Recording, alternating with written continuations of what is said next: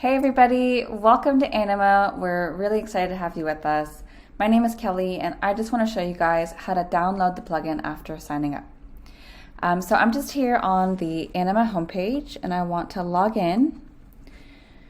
So after logging in, you're brought to our web app. From the web app, you can see your teams here in the left panel and then also see and create any new projects that you have.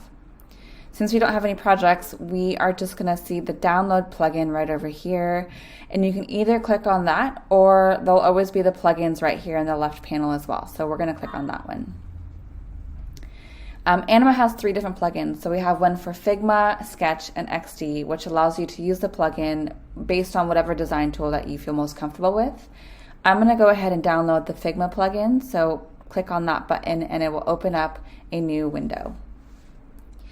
And that's pretty much it. You just click install right over here and that will install the plugin and now it will be in your plugin manager for you to use. It's the same process for Sketch and XD as well. Have a play with it. Let us know if you have any questions. We are happy to help.